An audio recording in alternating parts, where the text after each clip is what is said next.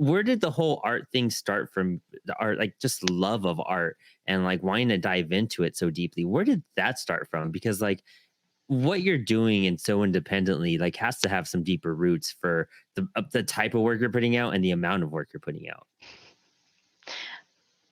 I don't know if this is a satisfying enough answer. I started drawing when I was like 3 and I just never stopped. No, yeah, that's I mean, you just knew it what to. Yeah. I just knew it. It definitely worried my parents as I was getting up into high school, and they were like, "So, what do you want to do? What career do you want to pursue?" And I'm like, "I just like drawing. I don't know." And at the time, in the I mean, I graduated high school in 2009. That gives you a hint as to how old I am. Um, at the time, at least to what I was exposed, there really wasn't a lot of like knowledge as far as creative endeavors, creative Hmm. careers, what the Yeah. options were out there. So I had no idea what I wanted to do. I just knew that I wanted to do something creative. And I actually ended up getting my first big break in the toy industry, Oh which wow. was like just a big stroke of luck, as far as like not previously knowing that it Hmm. existed. Yeah. Which is now, 10 years in, I look back and I'm like, okay, it makes sense why I wouldn't know that there were actual people designing what goes up on shelves. That's true. Yeah, Um, honestly. It's never but presented as like a career option even when you're like no, studying the arts in high school or college sometimes even. Like yeah. the toy industry once as a like a collector before I really got into like making my stuff, I was like, "Oh wait, maybe that might be an avenue," but it felt so like niche and like impossible to get into. Like how did you find your way into that? So it's kind of funny. I actually went to school originally for video game design, thinking like Oh, cool. that would be my way in, because Mhm. I liked video games. I was like, yeah, that's cool. Kind of want to give that a spin.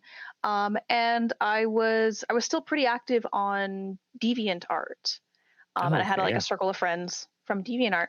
Well, someone I knew who had gone to like a school that had like a toy design program. She was doing an internship at the I think it was maybe in the company that I was at, or maybe in like a company right prior to it. But her boss was like, "Hey, really love your drawing skill. Do you? But we're looking for a second hand. Do you know anybody?" And she had sent me a message. She's like, um, you know, would this be interesting to you? Do you want to at least put in your portfolio and see if you get an interview? And so, I mean, I didn't know anything about the toy industry. I was like, oh, okay, this sounds cool. Yeah. And when I did show up with my portfolio, the only thing I was missing was like turns, Oh, cool. orthographic turns. Mhm. I had a lot of like illustration and like concept stuff, but I really didn't know what to bring for toy design. And luckily, I had my sketchbook with me, and I was working on another story that may eventually see the light of day as a comic. But I was working on like illustrations and whatnot, and I had um, characters and props turned in that sketchbook. And it was very lucky that I had that sketchbook with me because to this day, I swear, I'm pretty sure that's what was the deciding factor. I was like, okay, you can think in 3D. Um, and that's that's really how I kind of got my big break into the toy industry. Um, but yeah.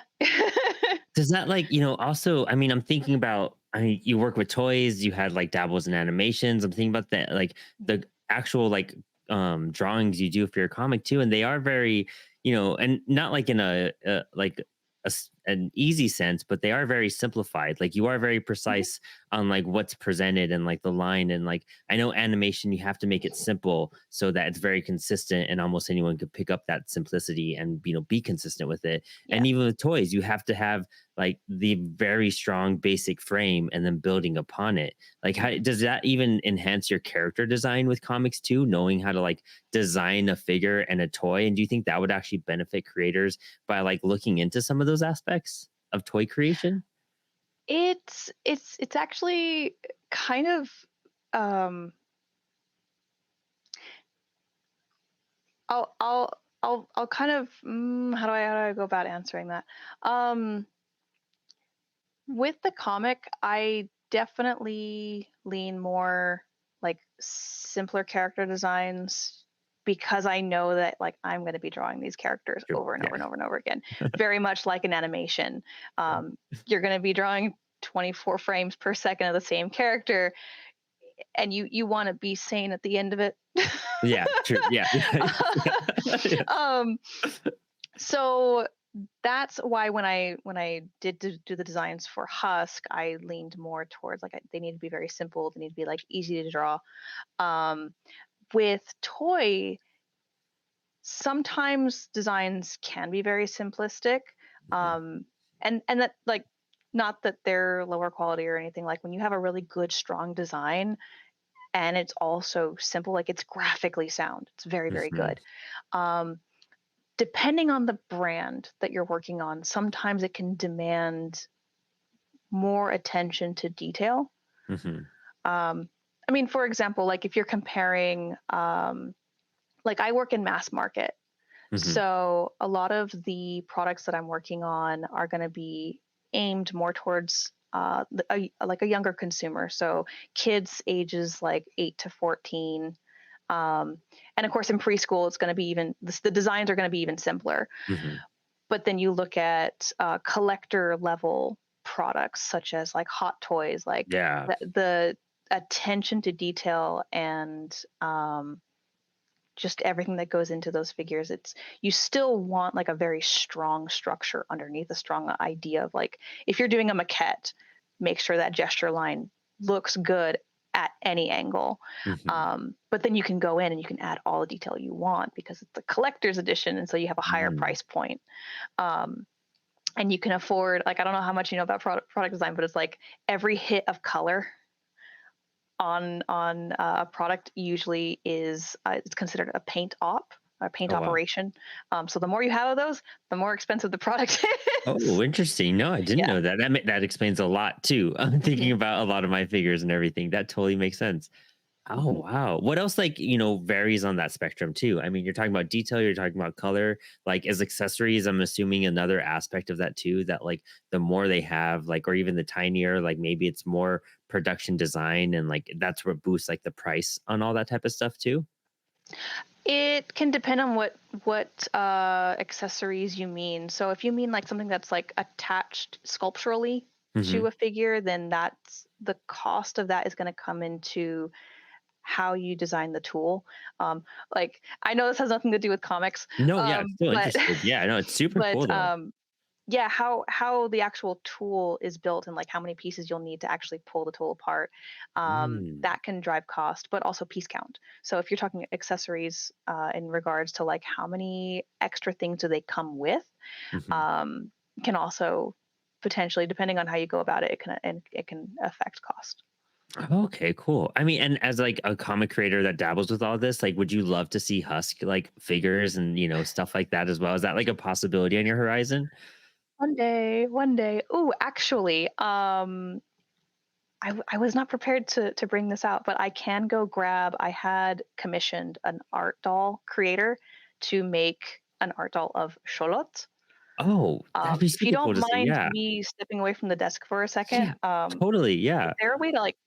I don't know if I can pause the Oh video no, here. you're fine. Yeah, Alex will edit it out. You're totally good. Yeah. Yeah. Okay. All right. I'll be right back then. So this is the art doll of Charlotte. Oops, his Oh ears are a little bit. wow. Let me see if I can get my light get a little bit better there. I mean, how Um, rewarding is that for you too to have like a figure of something you've created? It's it's amazing. I can imagine. Yes. I so because he is handmade, I have to pick and choose like which conventions Hmm.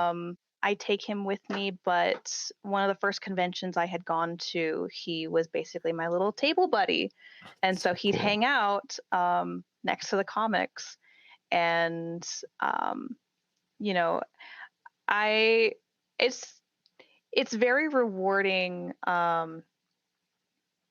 just to have something sculptural Hmm. that represents like here's a character in the story um, that you're gonna meet, and he's gonna be a significant character. Um, and I feel like even if it's like acrylic standees, just something visual where people can see the characters outside of the books and like experience like okay, um, this is what I can expect. I think helps it can help people kind of get hooked onto the characters like who is this, what is Yeah. their personality like, you know. It can So resonate with them, yeah. like, more immediately, just kinda, like, just seeing them like, outside of that realm in, like, a 3D, like, a perspective. You kinda can connect with Yeah. it and feel like, "Okay, like, this is something I wanna interact with a little bit more," versus, like, a 2D plane, I guess. I guess that's, like, a big difference between I never really considered that Mhm. too, is that how attractive that seems, like, to have it, you know, in person in front of you, and then you get to dive into the world it's from. That's kind of a great Yeah. marketing scheme on your part too. I mean, that's brilliant. That's like super awesome on every level. I feel like that benefits you. Just having even one with Oh, you, super great. one other thing I almost forgot to mention is I actually commissioned a friend of mine. He goes by Enky Skulls, ENKY Skulls, um, on Instagram. Him and his, I believe they're married. They're him and his wife. They do plushies, Oh and I wow. did commission them to do a couple of plushies. Like I don't sell these yet. Hmm. I just wanted to see how they would turn out, and I absolutely adore them. These are the ashalots that assist him with guiding the dead in the comic. Oh cool. Um, I actually have the comic. I can show you like which panels they show up in. But they're little beanie babies, That's so right? And sick. they're just Yeah. little like Mictlan ashalots, and they are Do you think that helps like attract like a different these levels of guys. people too? That's so cool. It's Yeah. cool seeing that like just mimicked into life. Like I feel like does that attract different, you know, age ranges towards your booth as well to like kind of bring them towards you? Hopefully not, because it is Oh, a it's true mature because comic. yeah, that's true. Yeah, actually, yeah, it's one of those things. I know we have a couple of things that we're just like, you know what, this looks awesome, but we got to stir you away. Like, yeah, no, Yeah. yeah, it's good to Yeah. have that warning against some stuff. I just realized that too, thinking about it. But I mean, still, Yeah. like, even for adults, like we see stuff like that, we're immediately attracted to it. But it's fun having that like that spectrum between everything as well. How cool! Yeah. This for sure is like because I love Beanie Babies, and I just wanted one of my little axolots to be a Beanie Baby. This was Yeah, very much for myself. And if there are, one day as the readership grows, if there is a demand for like we want the axolots, then I'm like, okay, okay, here they are. But at that point, I would have to be very clear about like this is for the adult collectors, the adult readers, because this comic is not for kids. the plushie could be for the kids, the book could be for the adults, and you Yeah. would go that route. Yeah. Yeah. Oh, that's so great.